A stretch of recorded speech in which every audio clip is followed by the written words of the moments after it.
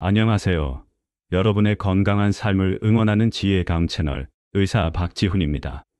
오늘도 소중한 시간을 내어 찾아주셔서 감사합니다. 제가 진료실에서 많은 어르신들을 뵙다 보면 안타까운 현실을 마주하게 됩니다. 혹시 우리나라 65세 이상 어르신 3분 중 2분이 고혈압, 당뇨, 관절염 같은 만성질환으로 힘들어 하신다는 사실 알고 계셨나요? 심지어 마음의 감기인 우울증까지 겪는 분들도 적지 않습니다. 이러다 자녀들에게 짐이 되는 건 아닐까, 결국 요양원에 가게 되는 건 아닐까 하는 불안감이 밀려오실 수 있습니다. 잠시 영상을 멈추고 여러분이 현재 가지고 계신 건강 고민을 아래 댓글로 솔직하게 나눠주시겠어요?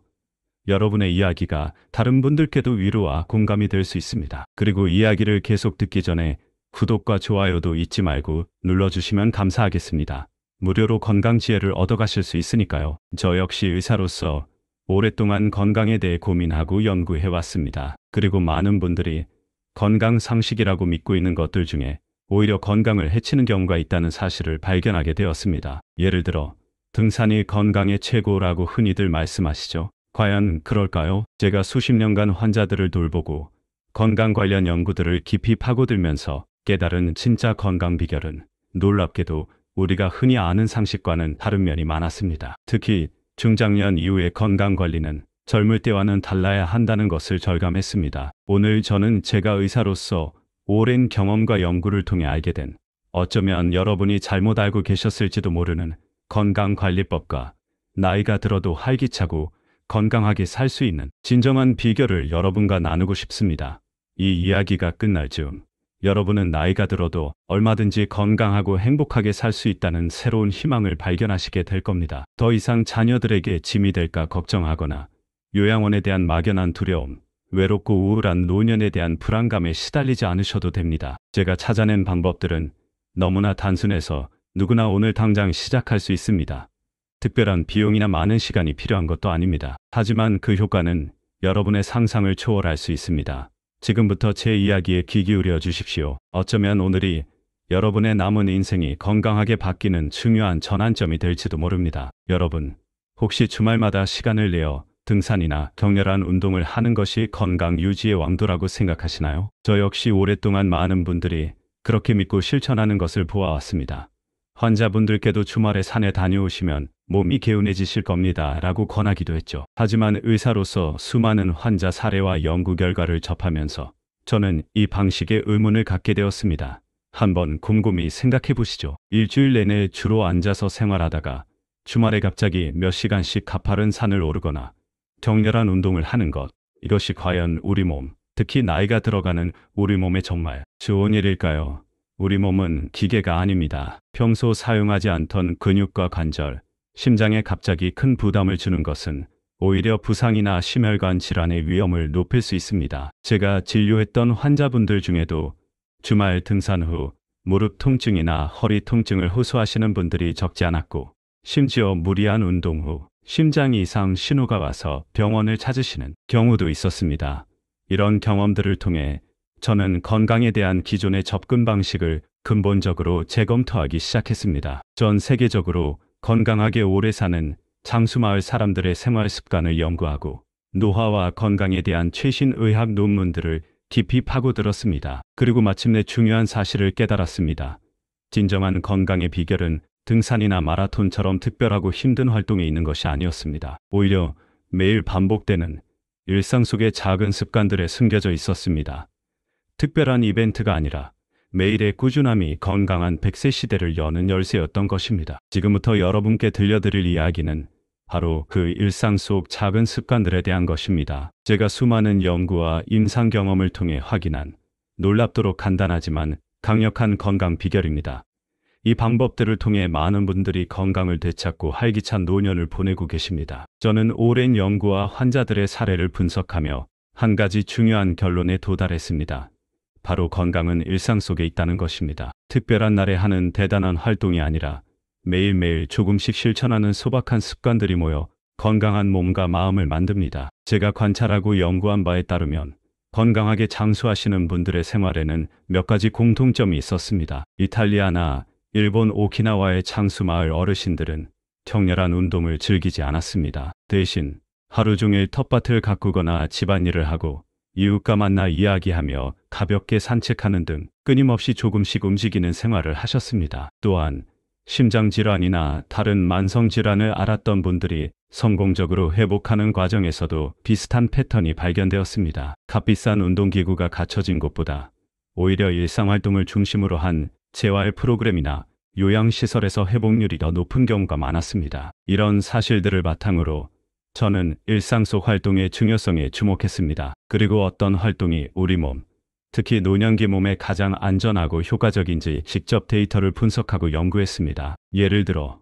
짧은 시간 빠르게 걷기와 몇 시간 등산을 비교했을 때 심장에 가해지는 순간적인 부담은 등산이 훨씬 클 수 있지만 꾸준히 했을 때 건강 증진 효과와 안전성 면에서는 매일 꾸준히 걷기가 훨씬 우수하다는 결과가 나왔습니다.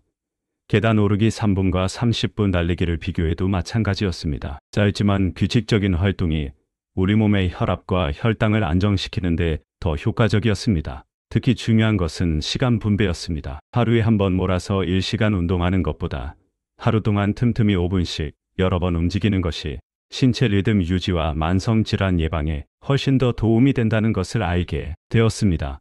이러한 연구 결과와 저의 오랜 임상 경험을 바탕으로 저는 누구나 쉽게 따라 할 수 있는 건강관리법을 만들었습니다. 아침에 일어나서 하는 5분 스트레칭, 진료 중간이나 TV 시청 중 잠깐 하는 2분 관절 운동, 식사 후 10분 산책, 잠들기 전 3분 심호흡 등 아주 사소해 보이는 활동들입니다. 하지만 이것들이 꾸준히 쌓였을 때 우리 몸에서는 놀라운 변화가 일어납니다. 실제로 이 방법들을 꾸준히 실천하신 많은 환자분들이 혈압이 안정되고 혈당 조절이 잘 되며 활력을 되찾는 것을 제 눈으로 직접 확인했습니다. 이제 여러분께 그 구체적인 방법들을 공개하겠습니다. 너무 쉽고 간단해서 놀라실지도 모릅니다. 하지만 속는 셈 치고 오늘부터 딱 하나라도 시작해 보십시오. 여러분의 몸이 먼저 그 효과를 증명해 줄 것입니다. 자, 이제 제가 수많은 연구와 경험을 통해 정립하고 또 많은 환자분들께 권해드려 효과를 본 구체적인 건강 습관들을 알려드리겠습니다. 정말 쉽고 간단하니 편안한 마음으로 들어보세요. 첫 번째 습관.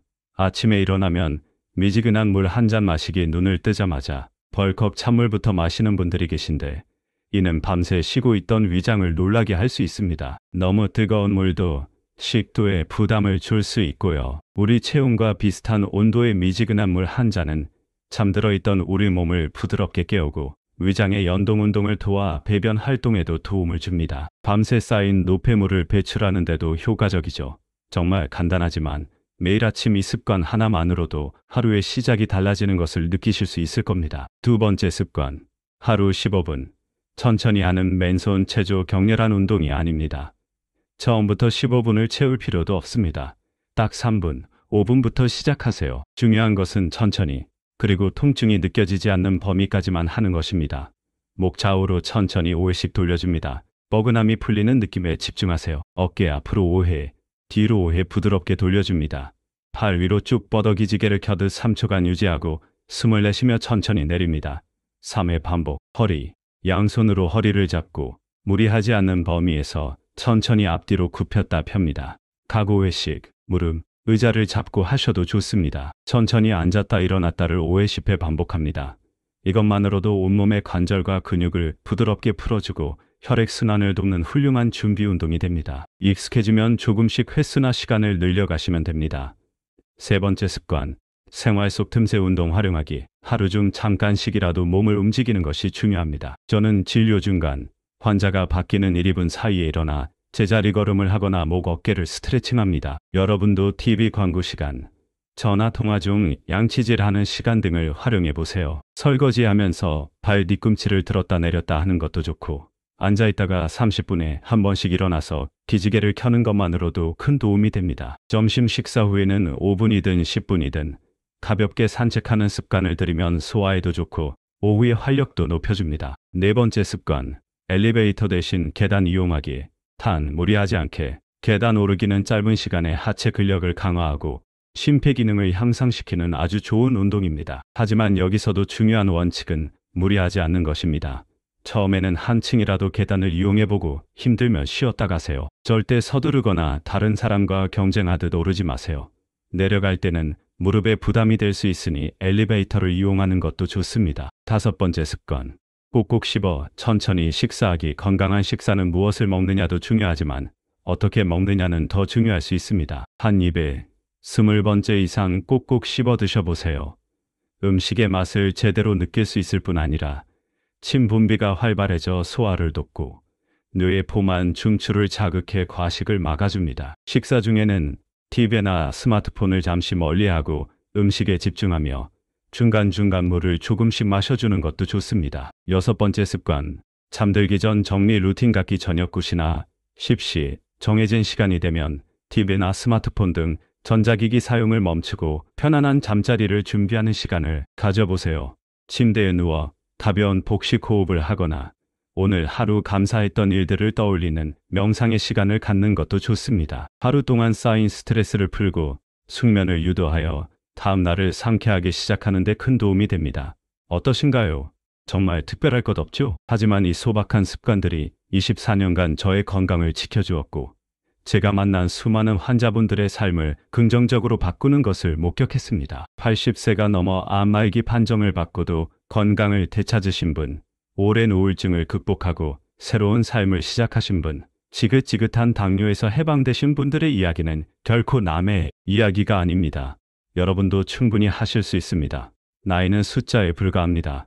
중요한 것은 지금 시작하는 용기입니다. 제가 앞서 말씀드린 방법으로 건강을 되찾고 활기찬 노년을 보내고 계신 분들의 이야기를 조금 더 들려드릴까 합니다. 이분들의 이야기가 여러분께 큰 용기와 희망을 드릴 수 있을 겁니다.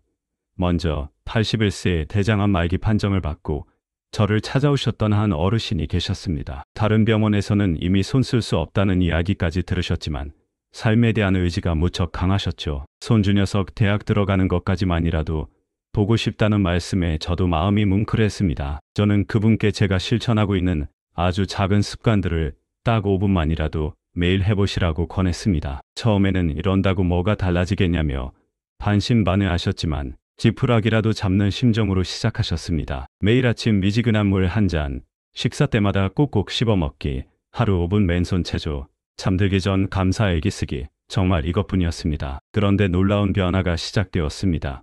한 달 후 식욕이 돌아오셨고 2달 후에는 혈색이 좋아지셨습니다. 6개월 후 검사에서는 종양의 크기가 줄어들기 시작했고 꾸준히 이 습관들을 이어가신 결과 그분은 손주 대학 입학식에도 건강하게 참석하실 수 있었습니다. 지금도 그분은 이 작은 습관들을 꾸준히 실천하며 건강을 유지하고 계십니다.